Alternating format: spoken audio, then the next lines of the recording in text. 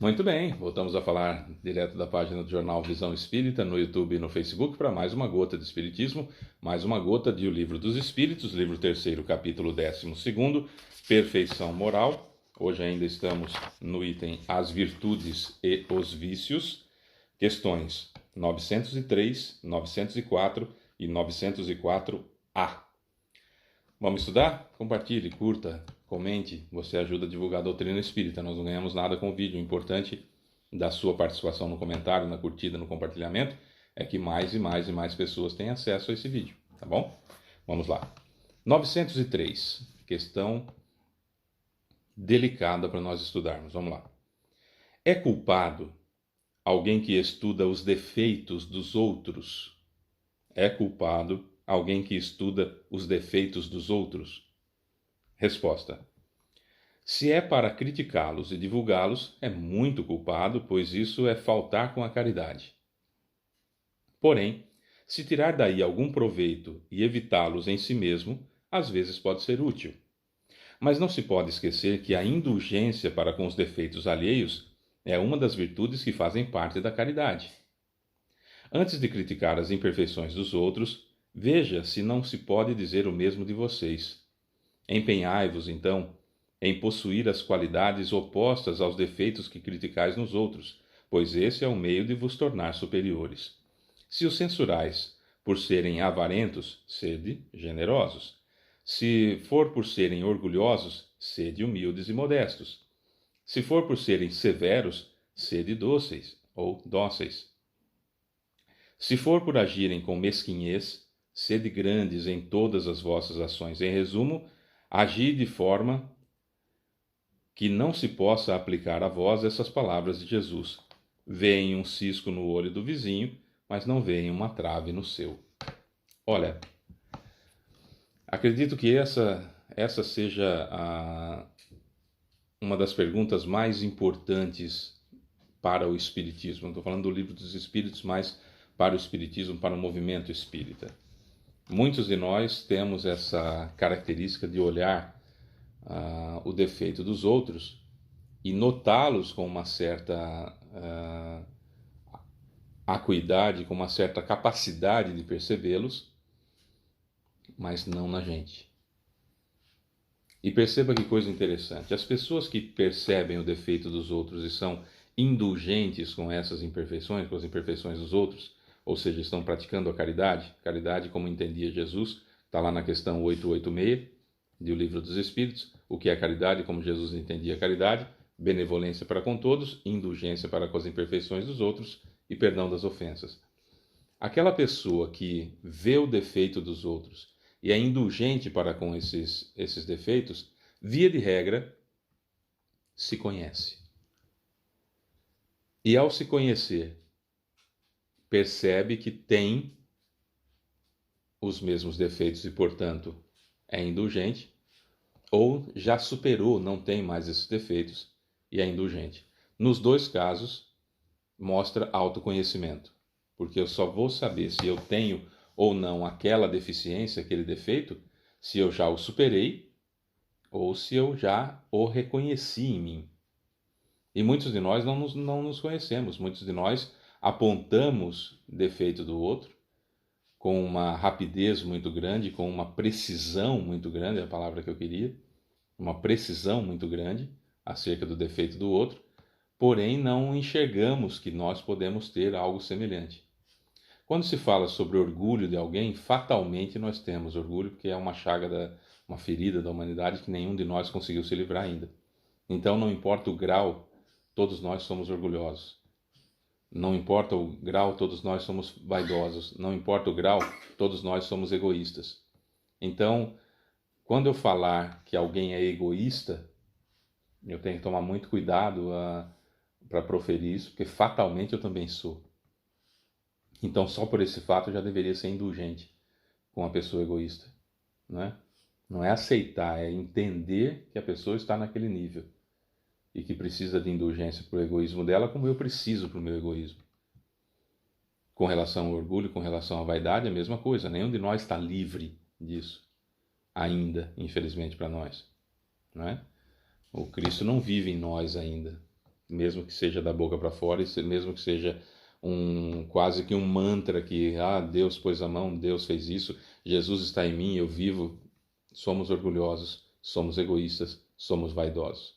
Aliás, ficar proferindo toda hora, inclusive, que Jesus vive em mim, que eu aceitei o Mestre Jesus, é uma forma de orgulho, de exaltar-se perante aos outros, porque quem realmente Cristo vive nele tem uma humildade tão grande que não, de jeito nenhum, em hipótese alguma, se autoproclama melhor do que quem quer que seja, pelo fato de seguir Jesus.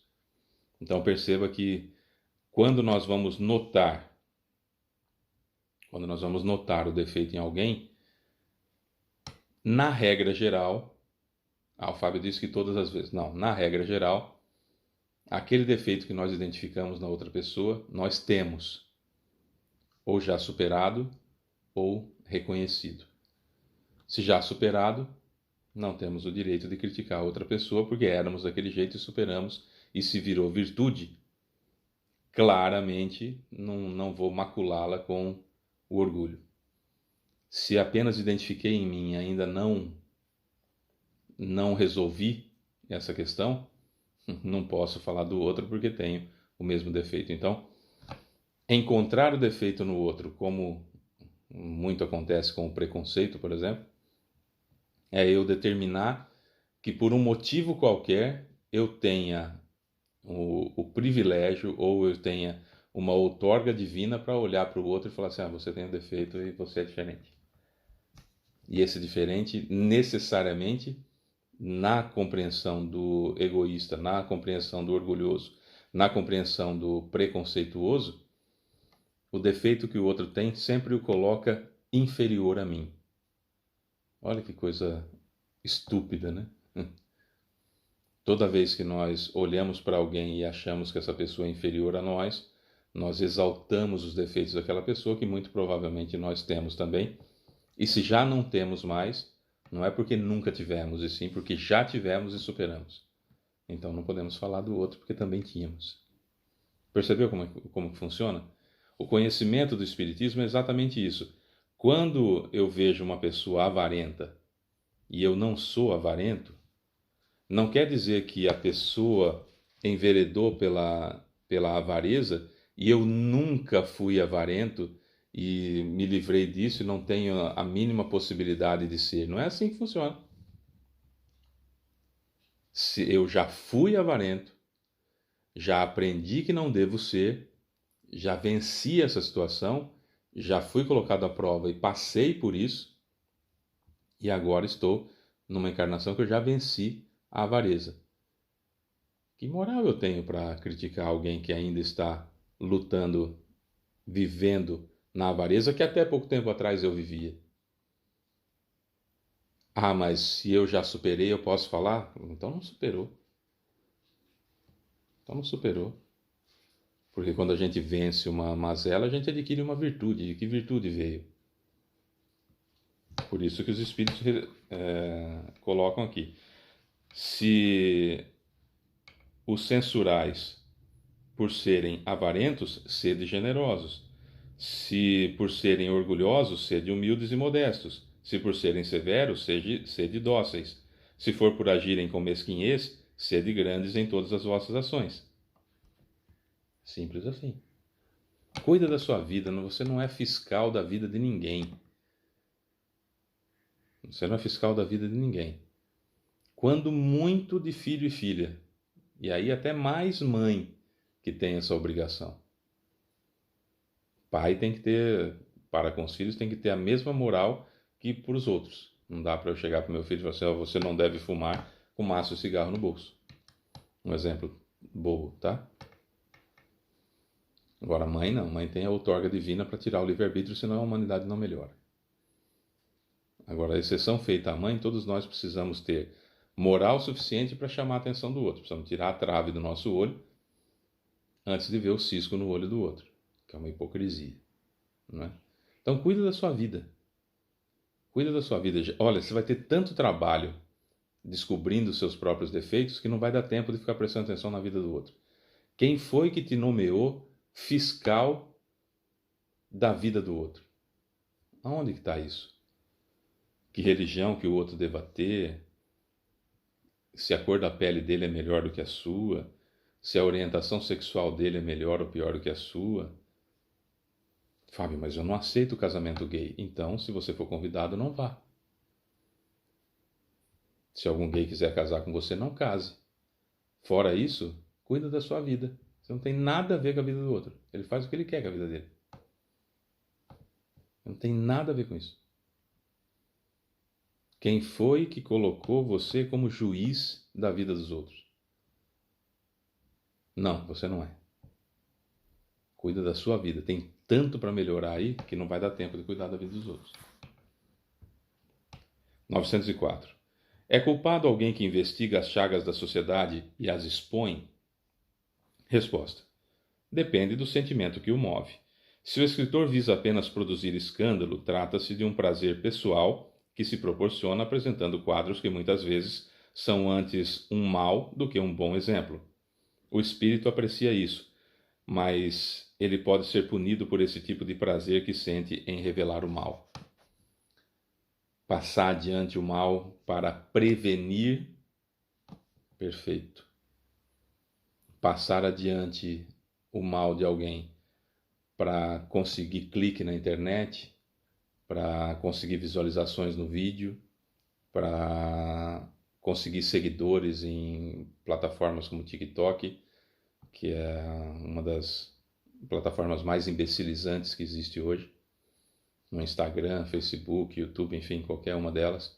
TikTok, por exemplo, que é um produto chinês, é proibido na China. E o motivo que a China proíbe o TikTok lá é porque ele é imbecilizante. E como a China tem um projeto de dominar o mundo pela inteligência, eles não querem que os seus jovens fiquem imbecilizados. Curioso isso, né? Às vezes precisamos pensar o que está acontecendo, mas enfim. Ah, Fábio, e o jornalista? O jornalista tem que ter coerência naquilo que ele fala. Por exemplo, pandemia. Na época da pandemia, precisávamos mostrar claramente tudo o que estava acontecendo para que as pessoas sentissem que não era uma gripezinha, para que as pessoas sentissem que não era algo que não mataria pessoas. E no Brasil foram mais de 700 mil pessoas que morreram. Pensa nesse número. É muito raro algum de nós não conhecermos alguém que morreu de Covid. Pensa no tamanho do Brasil e o tanto de pessoas que morreram. Então, as pessoas precisavam se conscientizar disso, dos números, das vacinas, das mortes, de como que se contagiou, aí é outra situação. Agora, ficar buscando só as desgraças para conseguir audiência, aí, para criar pânico, aí não. Aí está prestando um desserviço. Então, muitos de nós enveredamos pelos dois lados até aprender, né? Na época dos idos dos anos 2000, acontecia um suicídio na cidade, eu divulgava aquilo a mancheias, divulgava aquilo uma barbaridade e criava gatilho num monte de gente. Até que eu descobri que criava gatilho num monte de gente. A partir do momento que eu descobri, então, isso que me foi explicado o que eu estava fazendo, eu então modifiquei. Toda vez que havia um suicídio, e havia muitos suicídios na cidade que eu morava, e eu sempre buscava, esperava até um pouquinho, às vezes algum veículo de comunicação até colocava antes que eu, não era muito comum, mas às vezes acontecia, porque eu estava apurando alguns detalhes para poder colocar. A depressão fez mais uma vítima. Depressão pode levar ao suicídio. Nunca usei o termo autoextermínio porque é ridículo, né? Então a gente vai aprendendo, né? Não coloca fotos, coloca a foto da pessoa bem e não da foto da pessoa como ela desencarnou. E um monte de outras situações que a gente vai aprendendo ao longo do tempo. São 25 anos de jornalismo. Então, a gente vai aprendendo. Divulgar com um bom intuito daquilo que o move, faz bem. Com um mau intuito exclusivo e egoísta, ou orgulhoso para fazer o nome, aí está enveredando por um caminho ruim. 904A. Nesse caso, como julgar a pureza das intenções e a sinceridade do escritor? Resposta. Isso nem sempre é útil. Se ele escreve sobre coisas boas, que tire proveito disso. Se pratica o mal, é uma questão de consciência que diz respeito a ele. De resto, se deseja provar sua sinceridade, cabe-lhe apoiar o que disser com o seu próprio exemplo. Da mesma forma, da questão 903, qual a intenção de ficar julgando e sendo fiscal da vida do outro? Chegou uma coisa que não é boa para mim, eu simplesmente passo adiante, simplesmente não passo adiante. Chegou alguma coisa que é boa para a humanidade, passo adiante. Simples assim. O sujeito escreveu um artigo, um livro, um post, seja lá o que for, e é ruim, problema dele com a lei divina e natural. Você não passa adiante. Não tem que ficar hater, escrevendo, falando, brigando com a pessoa e tal. Deixa ele caminhar com as próprias pernas. Eu não sou fiscal de ninguém. Eu não sou fiscal de ninguém. Haja de uma forma que você não precise de fiscal e cuida da sua vida para que você não seja fiscal da vida de ninguém. Se o que você recebe no seu celular, das suas redes sociais, são para entretenimento, para trabalho, e você faz isso não sendo fiscal de ninguém e tendo uma vida reta, você põe senha que é para ninguém entrar, pessoas que você não conhece possam pegar seu celular e entrar. Mas qual o problema de você falar senha para sua esposa, para seu marido, para seu filho, para sua filha? O meu, além de todo mundo saber a senha, até cadastrei as digitais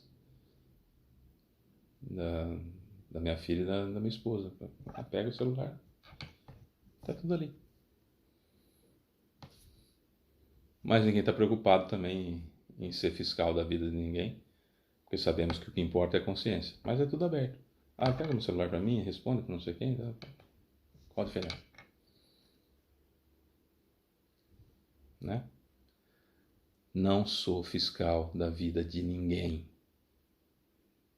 Não tenho esse direito. E quando vir um defeito que eu não tenho, eu já superei, então que eu seja humilde por ter superado. Se eu não superei, eu tenho ainda. Então, cria vergonha na cara e para de sentar no próprio rabo e ficar olhando o rabo do outro, como diz a história, né? Do macaco que senta no próprio rabo e olha o rabo do outro. Isso chama-se hipocrisia. Certo? É isso. Eu sou o Fábio Pereira, essa é mais uma gota de espiritismo. Amanhã tem mais. Beijo pra você que fica. Tchau.